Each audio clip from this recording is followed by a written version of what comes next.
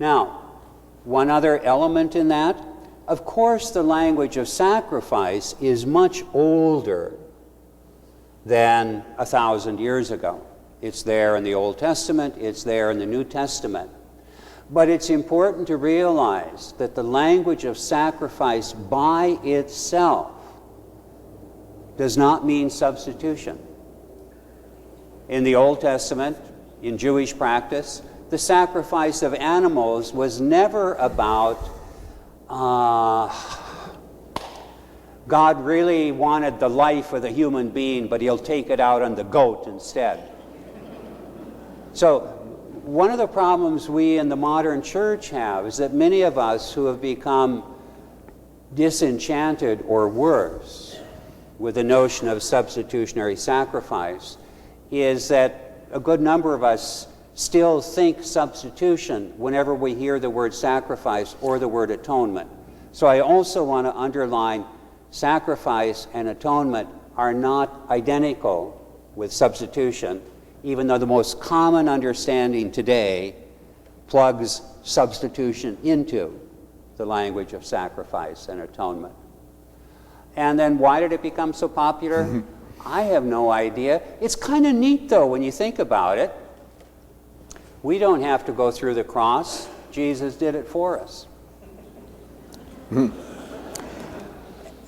Pick up a word that Marcus used earlier, and then my word, metaphor.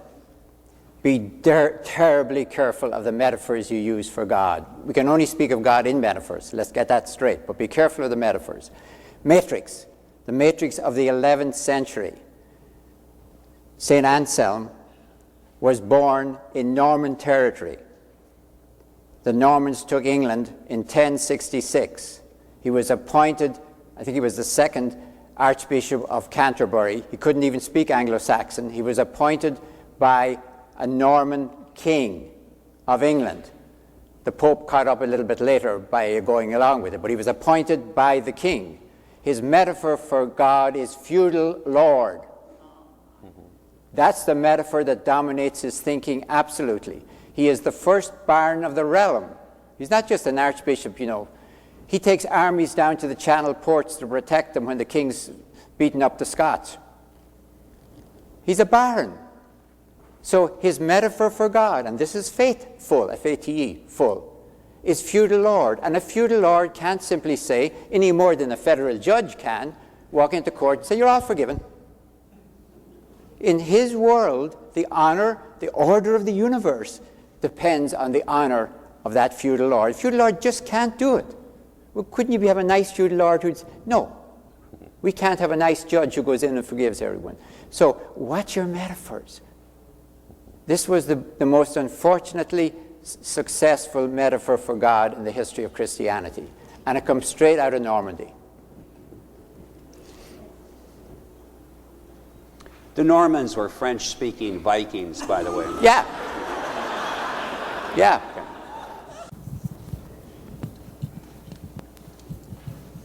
Kent Pruitt. My question is the reference that Jesus uses about being the Son of Man. That comes from the Old Testament, if I remember correctly. What is the significance of using that designation, Son of Man? Can you... Let me start it. Go ahead. All right, as succinctly as possible, think of our two words, empire and eschaton. The place where you can see that matrix together is in Daniel chapter 7, when the empires are the Babylonian, the Median, the Persian, the Greek, and the little pipsqueak empire of the Syrians are simply beasts from the sea. They're not even human phenomenon. Whereas the one like a human being, or in Hebrew Aramaic chauvinism, one like a son of man, is the one who is given the kingdom to bring it down to the saints of the Most High on earth. It's the anti-kingdom to the imperial rule. And when Jesus appears on earth as the Son of Man, it's sometimes mistaken to mean that means he's a human being. Of course he's a human being. But Son of Man is an, even if anything, more transcendental title than Son of God, because it means the one to whom in Daniel 7, God has given the kingdom to bring it down to earth for us. So if the Son of Man is here, the kingdom's here. Jesus acted his life a life of love. He forgave, even though it's kicked around in the book, the lady who was caught in adultery, no punishment. He accepted her. Paul wrote eloquently about love in 1 Corinthians 13, but he evidently wanted to get rid of the homosexuals and the ones that were disobeying the Jewish law in the early church. What would a church look like that could teach how to love with equal fervor as we do of catechisms and confessions of faith from Paul and Jesus? The trouble with the word love is it's the most precious word in the English language and also the most vacuous. You have to use it for your favorite candy bar and the soulmate of your life. I would like to bring together justice, meaning distributive justice, and love. And the way I think to do it is that justice, now always meaning distributive justice, is the flesh and body of love, and that love is the spirit and the soul of justice. When you separate body and soul, you get a corpse. What we have done in Christianity is separate justice and love, and therefore we get a corpse. We don't get either. I think that your point about the story of Jesus forgiving the woman taken in adultery in the Gospel of John is a good one, in that there is forgiveness offered there without any penance or compensation or payment being made. And if we take Jesus as the decisive revelation of God, then that also suggests that the character of God is compassion or love, and that God is not a punitive God. And I think that's tremendously important. I think any time the Christian gospel portrays God as a punitive God, you've kind of left Christianity. Now, I want to add one thing to that, and it builds on Dom's comment that love can be such a vapid, vacuous, sentimental term. The content of what it means to love for Christians is what we see in Jesus. In other words, Jesus defines love. It's not that love as we understand it is kind of what Jesus was about. And if we see Jesus as the decisive revelation of God's character, then we realize that God doesn't just love the world, but in words that Robert Frost suggested might be inscribed on his own tombstone, he had a lover's quarrel with the world. I think that's a magnificent description of the God of the Bible. God has a lover's quarrel with the world. And I think that is what drives the passion of Jesus. That Jesus' own passion was for a transformed world. And a transformed world is about more than individuals being nice to each other, or forgiving each other, or loving each other. It's about the transformation of the world in the direction of justice and peace. So I would say that we always need to remember that justice is the social form of love, and love without justice is kind of about happy families.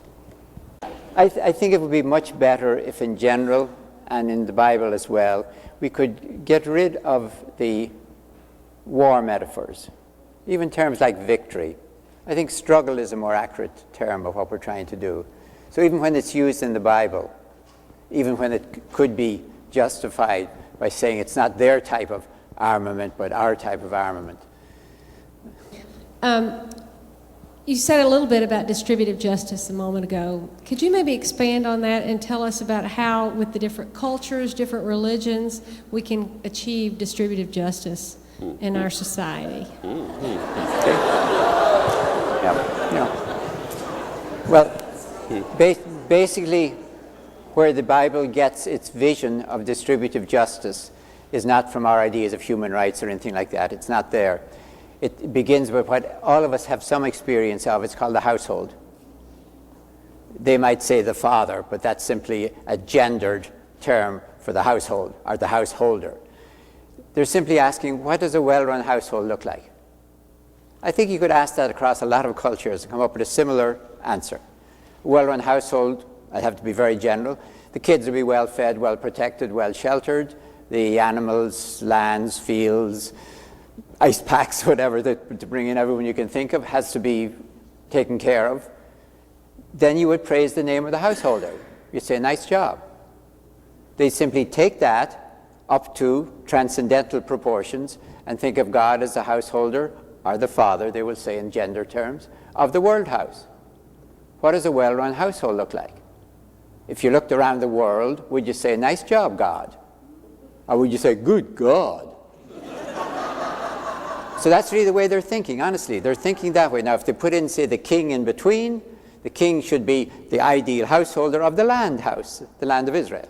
And therefore, justice and righteousness and all that stuff keeps coming up. That's where they get their image from. Now, I think that's something that most people have some understanding of. What's a decent home like? Even if it's not theirs, they have some vision of what it should be. So I don't think it's so difficult to say, is everything in the home distributed fairly? It's not does everyone get exactly the same amount of food, but does a sick child get much more care than a healthy child, maybe?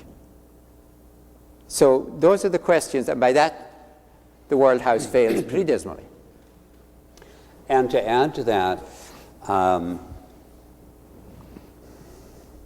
think the way we move to a more just society in this country, or at least the way Christians can play a role in that, is through education in local congregations about how central that concern is in the Bible as a whole, the Old Testament and the New Testament alike.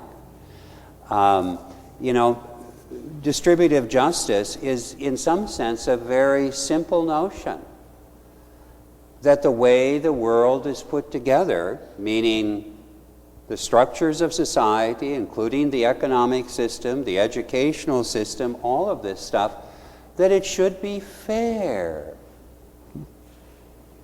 And that this is utterly central to the passion of God and to Jesus' own passion for the kingdom of God.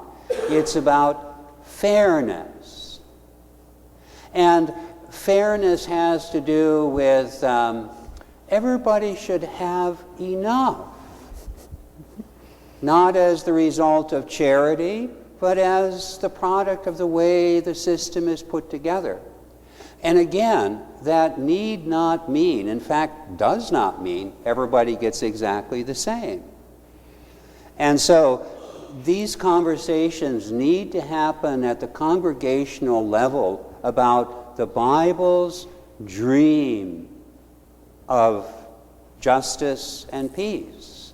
We need to do education and consciousness raising about this. And we also need to be aware we're going to encounter resistance. That's why it's so important to let the Bible speak about this. Because people can easily dismiss an adult education teacher or a clergy person who just talks about this because it's just some liberal ideas they learned in seminary, or they're politically left. But if they actually see this in the Bible, not just once, but all over the place, then it's like, it's really there.